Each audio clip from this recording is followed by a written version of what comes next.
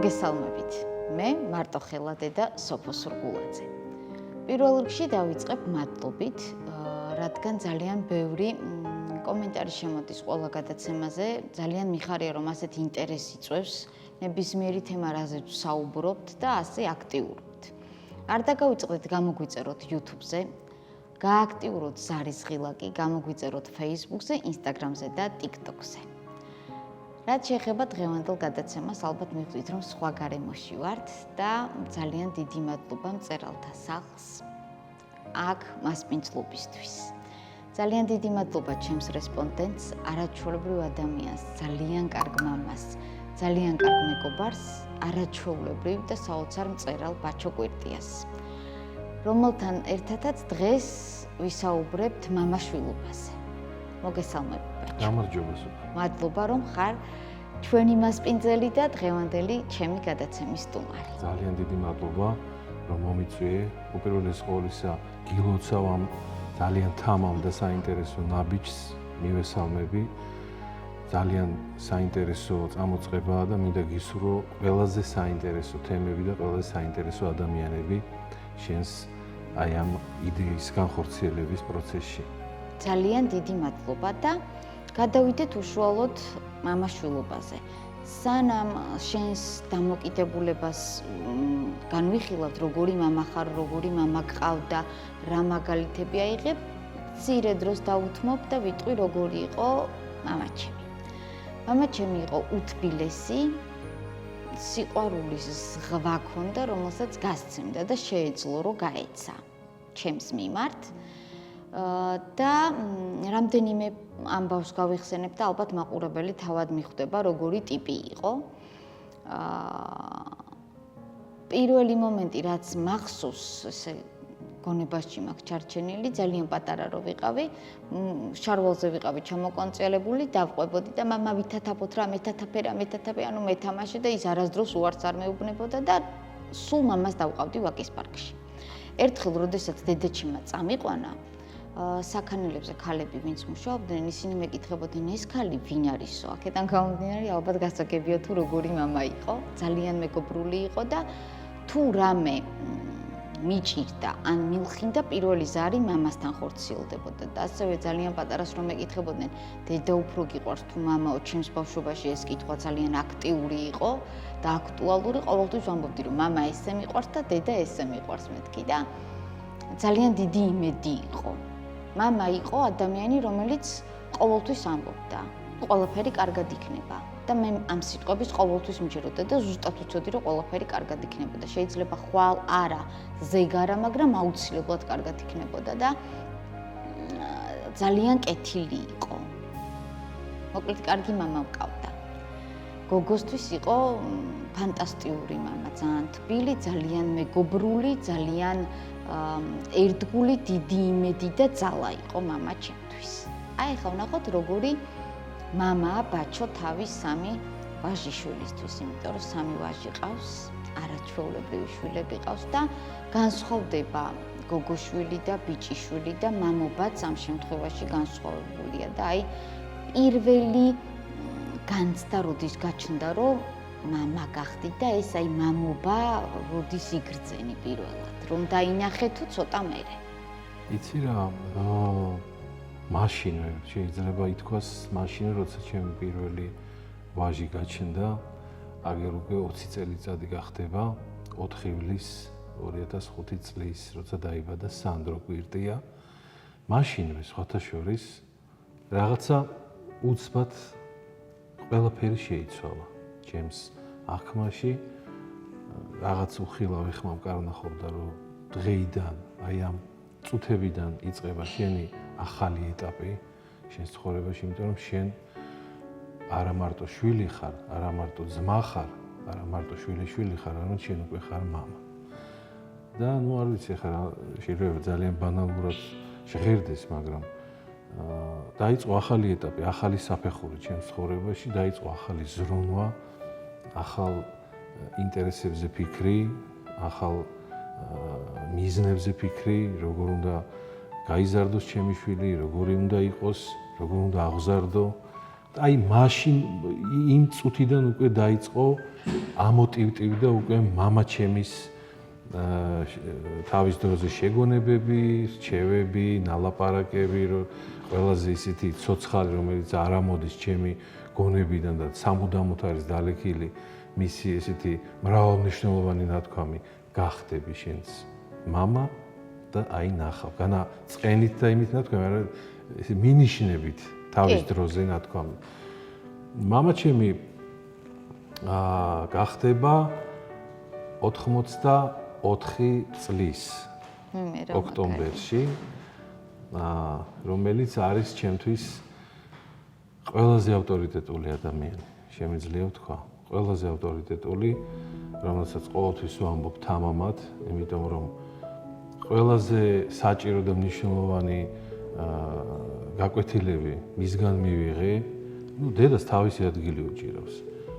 ეს უკვე სულ სხვა სამყაროა, სულ სხვა სიმაღლეა და სულ სხვა საფეხურია, როდის მამასთან ურთიერთობა, მამასა და შვილს შორის ურთიერთობა და ის რაც რჩება შენს მეხსიერებაში, აგერ უკვე 50 წლის ვარ მე, 51 წლის ხდები და დღემდე როგორც არსენალი, ესე ვთქვათ, იმის რა ქვია, სიბრძნის ისე მაქვს დაგროვილი მამაჩემის ნათქვამი და ნასწავლი და შეგონებული თუ რჩევის სახით მოცემული. ისე მაქვს შენახული, რომელიც გზა და გზა სულ მეხმარება, სულ ამოტივტივდება მისი ნათქვამი, მისი ნასწავლი, ეს ასე სჯობს, ეს ასე სჯობს, ასე კი არა, აი ასე. აი ეს არის ყველაზე ფასეული, რომელსაც არანაირი ის არ აქვს, იცი, ვერ შეაფასებ. ვერანამდვილად ეს ერთადერთი და განუმეორებელი ადამიანი ყველა შეგნებული ნორმალური ადამიანის ცხოვრებაში. ნამდვილად ასე, იცი რა მაინტერესებს, აი ჩვენი თაობა და ჩვენი მშობლების კიდე სხვა ღირებულებებით ცხოვრობდნენ, ჩვენი შვილები სხვა ღირებულებებით და აი მამის შენ დამირჩევები იმ ასაკში რა ასაკით სინემაშვილებმა გამოიერეს, ეხლა რა ასაკშიც არიან, შენ რომ იყავი და მაშინ მამა გარიგებდა, მეგობრულად თუ მამაშვილურად, შენ იდენტურად გადმოგაქვს და ისევე აძლევ რჩევებს დარიგებებს თუ უკვე სხვა ფორმა გაქვს ამ რჩევა დარიგებებისთვის მიცემული, იმიტომ რომ ჩვენი შვილების თაობა ბევრად უფრო განსხვავებულია ჩვენგან რა და აი ეს მაინტერესებს შენ როგორ ახერხებ. რასაკვირველია, იქ რაღაც ერთგვარ მოდიფიკაციას განიცდის თაობებს შორის, ეხა მამა ჩემს სამწუხაროდ თვალით არ უნახავს თავისი მამა, იმიტომ რომ ჯერ დაბადებულიც არ იყო, როდესაც ომში წავიდა და დაიღუპა. ომის დასრულებამდე 9 დღით ადრე წარმოიდგინე 45 წლის 30 აპრილს ბერლინის მისადგომებთან.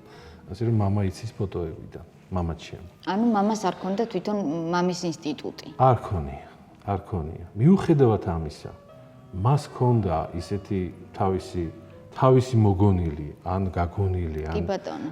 არ ვიცი, გარშემოყოფების ნათესავების მხრიდან მაგრამ ქონდა ის თავისი მიდგომა შემუშავებული თავისი შვილების მიმართ. წარმოდგენაში ქონდა როგორი უნდა იყოს მამა. ჩვენ სამნი ვართ, მასაც 3 შვილი ყავს, 3 ვაჟი. ასე ვთქვათ, გავიმეორე მამის სტილი. ასე ვთქვათ. ხო და მიუხედავად იმისა, რომ მას თვალით არ უნახავს, მამა ქონდა შემუშავებული ისეთი გონიურული და ისეთი ეფექტიანი, ასე ვთქვათ, მიდგომა შვილების მიმართ, რომ მე აი კიდევ ერთხელ ვიმეორებ, დღემდე ვიყენებ მის ნათქვამს, მის ასე ვთქვათ, აი ხერხებს ბავშვის აღზრდის. რა თქმა უნდა, მე ჩემებურად სხვანაირი სახე მივეცი, სხვანაირად მიუდექი შვილებს, დავინახე მათი ხასიათი, როგორია უფროსი, როგორია შუათანა, როგორია უმცროსი, თუმცა ის ჯერ კიდევ 6 წლის არის, მაგრამ მაინც უკვე მას გამოკვეთილი თავისი ხასიათის ის აქვს, ასე ვთქვათ, პორტრეტი, რო ვთქვათ, უმცროს. ყველა სჭირდება თავისი მიდგომა, თავისებურად საუბარი. კიდევ ერთხელ ვიტყვი, რომ შეიძლება ვიღაცას ბანალურად მოეჩვენოს, მაგრამ მართლაც ძმაკაცები უნდა იყოს, მამები და ვაჟები. კი ბატონო, კი ბატონო, მან ერთ კითხვას დავსვა, ეგ მინდოდა მეკითხა, იცი რა მაინტერესებს, ძალიან რთულია ზღვარი დაიცვა. თან მეგობარი იყო და თან იყო მამა. იმიტომ რომ ორივე აუცილებელია, მეგობრობა ზედმეტი უკვე რაღაცა მამის ავტორიტეტი იკარგება და მხოლოდ მამის ავტორიტეტი მეგობარი ქრება და აი როგორ ახერხებ ამას, იმიტომ რომ თავად აღნიშნე და ფაქტია, რომ სამი შვილი, რა თქმა უნდა, ერთმანეთისგან განსხვავებულია და აი როგორ ახერხებ ამ ძალიან რთული ბალანსის დაცვას მეგობრობასა და მამაშვილობას შორის. გეთანხმებით, არ არის იოლი, ძალიან რთულია.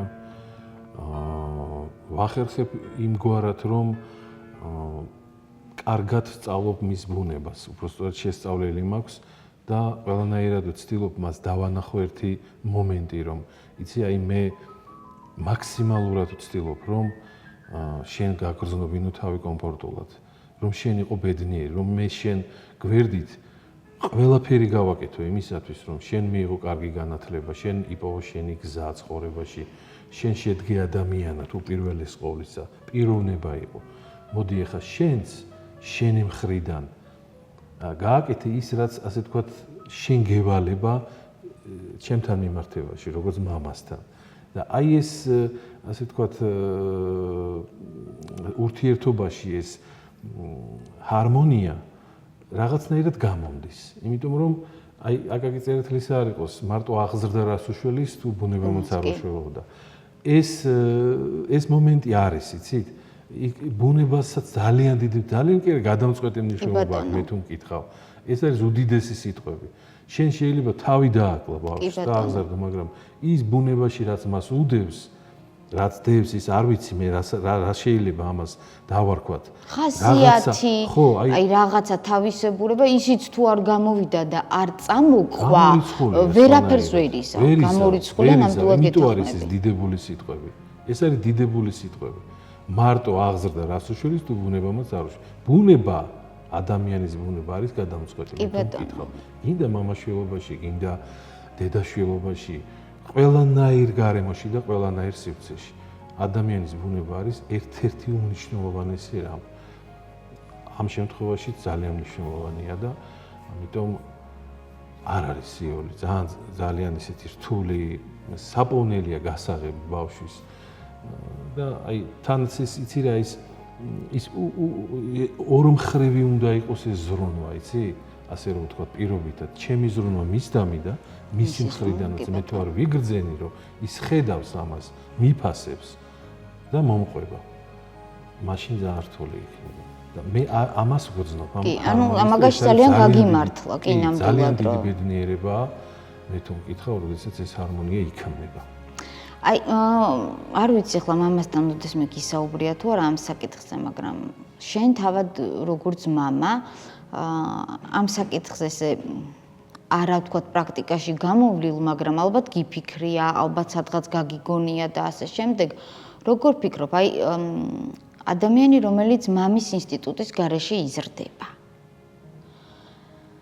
რა აკლდება ამით? ფაქტია, რომ რაღაც ძალიან დიდი, მაგრამ აი ცოტა უფრო რო ჩავშალოთ ეს თემა და მაყურებლისთვის ვიტყვი, რატომ თქვათ ბაჩოსთან გავდივარ ამ თემას, იმიტომ რომ ამ ეტაპისთვის მე ვერ ვიპოვნე რესპონდენტი, მამაკაცი, ზრდასრული, რომელიც მოინდომებდა ჩვენს გადაცემაში ამ თემაზე ხმამაღლა საუბარს, ანუ მამის ინსტიტუტის გარეშე.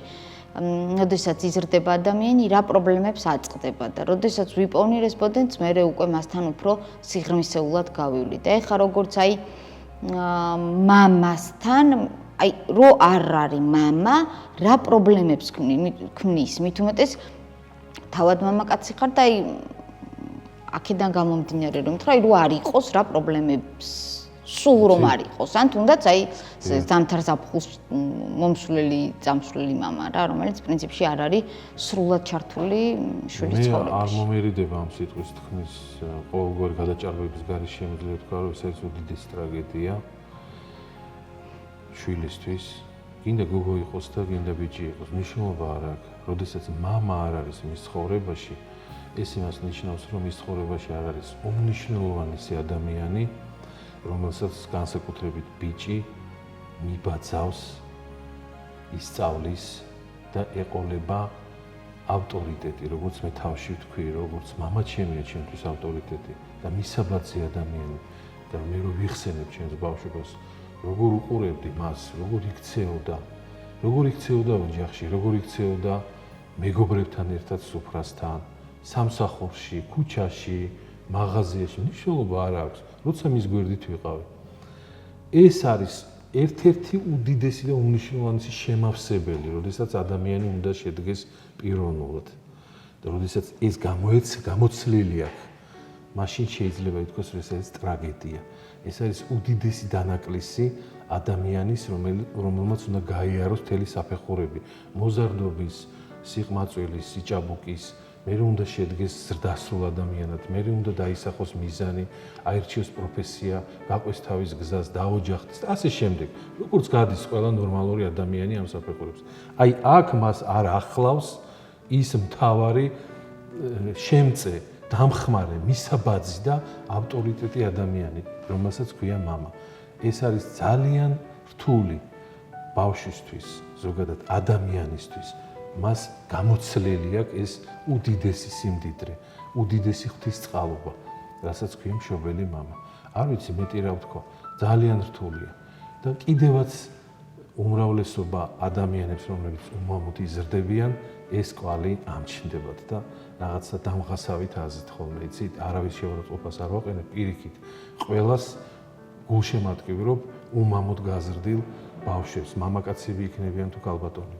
მაგრამ ეს ასეა. არა, კი მაგაში გეთანხმები, იმიტომ რომ ჩემი შვილი თავად უმამოდ იზრდება და ზუსტად ვიცი, რომ ეს არის ძალიან დიდი დანაკლისი, ძალიან ბევრი კომპლექსის საწყისი, იმიტომ რომ ის ფიქრობს აუცილებლად საკუთარ თავთან, როდესაც მარტო რჩება, რომ სადღაც მისი დანაშაული ხომ არ არის, ეჭვები ღრღნის და რა თქმა უნდა, ფაქტია ეს ასე, როგორც არ უნდა გვინდოდეს და კიდევ ერთხელ გავიმეორებ, რომ როგორც არ უნდა მინდოდეს და ვუმტკიცებდე ჩემ თავს ძალიან ბევრი წელია იმას, რომ მე მამაც ვარ და დედაც ვარ, თუმცა ვარ რაღაცა კუთხით, მაგრამ აი იმ კუთხით, რასაც სკოლა ქვია მამისეული, ამას მე ვერ მივცემ, იმიტომ რომ ფიზიკურად მამაკაცის გონებით ვერ ვიფიქრებ და აქედან გამომდინარე ამ რაღაცა ძალიან დიდს, რასაც სწორედ წეღან შენ საუბრობდი მაგალითს, მე ვერ მივცემ სუფრაზე ქცევის, მაკაცებთან მოქცევის და ასე შემდეგ. და საკმაოდ რთული ამბავია, მაგრამ ალბათ ხდება ცხოვრებაში ისე, რომ ასე ჯობია, ვიდრე ისეთი ადამიანი ყავდეს გვერდით, რომელიც მაგალითს ვერ მისცემს, ცუდისკენ უფრო უბიძგებს, ვიდრე კარგისკენ. რომ დავუბრუნდეთ მამაშვილობას, აი ხა ფანტასტიკური ამბავია, რომ თავად შვილი და თავად მამა. აი თვლი რომ კარგი მამა ხარ? აი როგორ ფიქრობ, შენ შვილებს რომ დაუსვა კითხვა, როგორი მამაა? პირველ რიგში როგორ ადამიანად დაგახასიათებენ? ის რომ ეხლა ჩემი გადმოსახედიდან ფანტასტიკური მამა ხარ, ეს ერთია, მაგრამ აი შენ თუ გაქვს ის მომენტი, რომ აი სადღაც რაღაცა აი ისე ვერ გავაკეთე, აი სადღაც რაღაცა შემეშალა, უფრო მეტი შემეძლო, აი ეს მომენტი თუ გაქვს და ამას როგორ ებრძვი? მადლობა შენ ამ შეფასებისთვის, რომ მეუბნები ფანტასტიკური მამა ხარ, მაგრამ მე პირდაპირ გიპასუხებ, რომ არა ვარ მე ფანტასტიკური.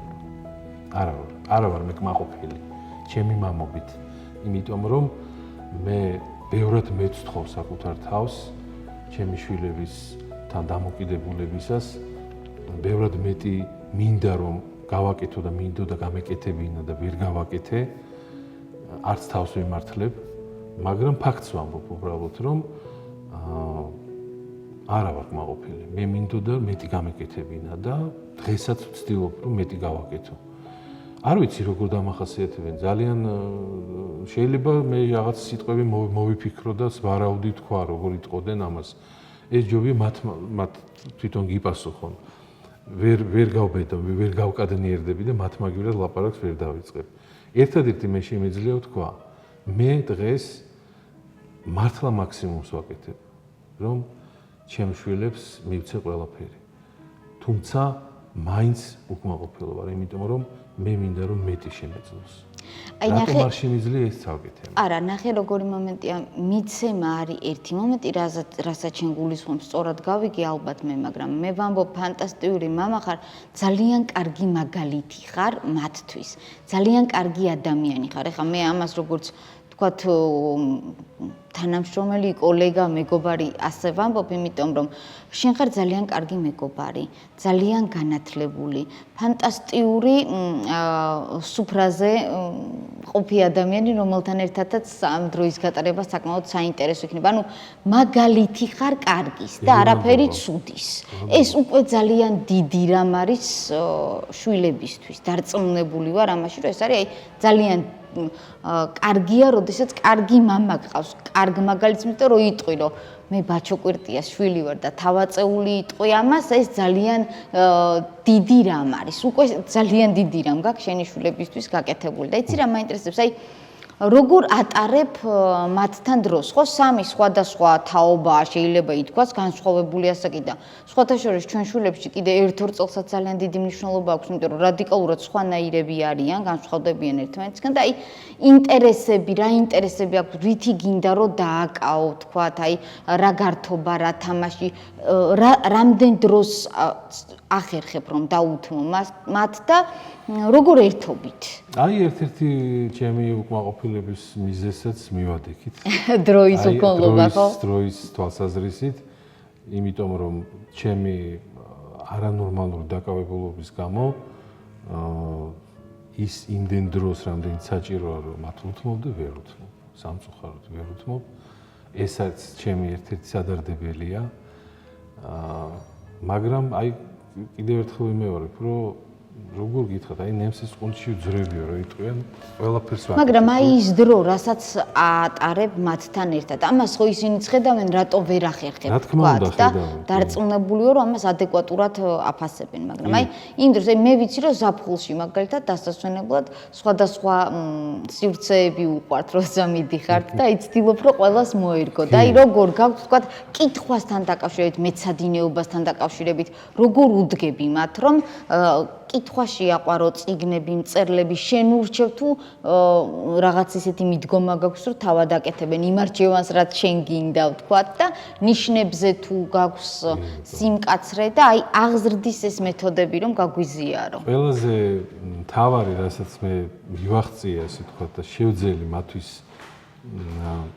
გამეგებინებინა და შეეგნოთ უფროს და შუათანას, უმცროსი ჯერ პატარაა. თუმცა ისიც ისმენს უკვე, როდესაც უფროსი ამხელა ძმები ყავს, ძალაუნებურად ესწრება ამ საუბარს და ესმის უკვე, მიუხედავად იმისა, რომ ჯერ 6 წლისაა.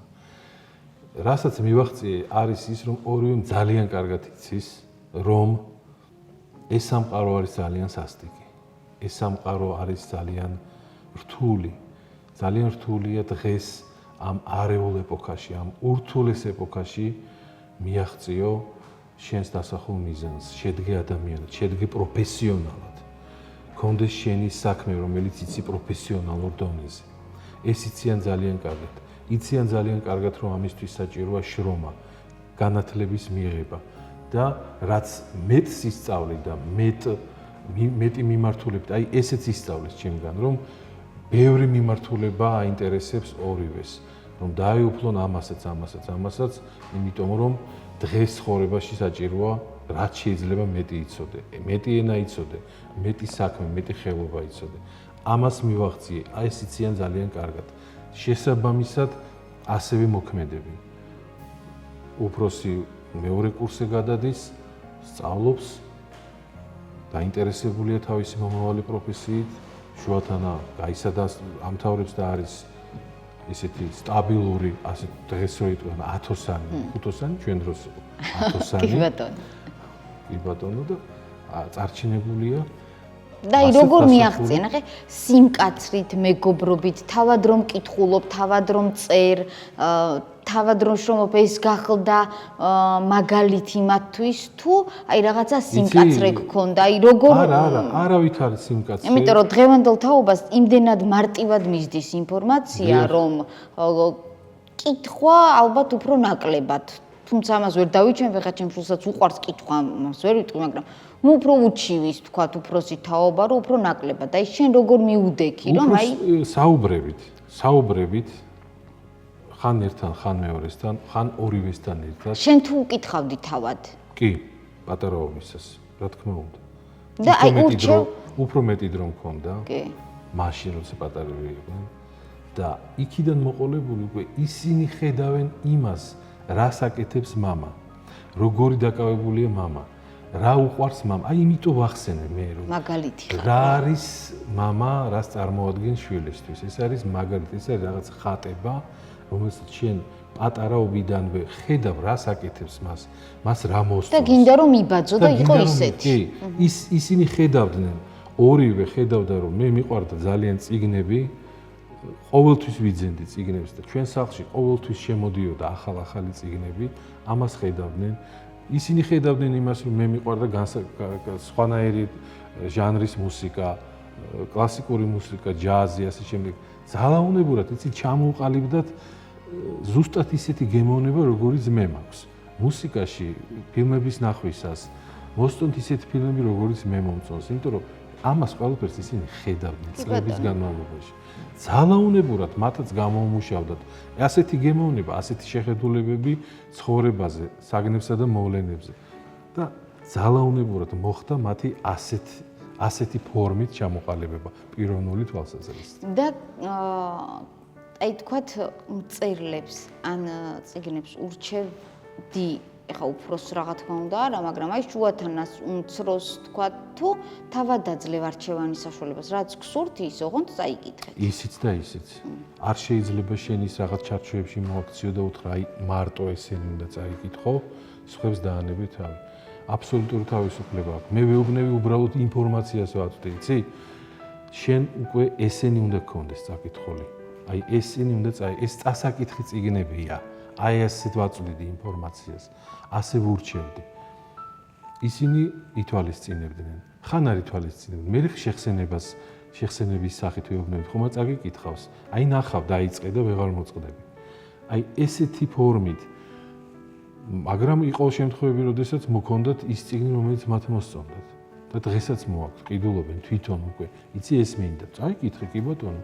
და მე აი საღამოობით, როცა დრო გაქვთ, რა თქმა უნდა, თუ მიდის ამ წიგნების განხილვა. ნაკლებად. არა. უფრო როგორ იცი, მოდიან შტაბ-ეჭდილებებით, ხან ერთი, ხან მეორე, იცი, დავამთავრე, ხო?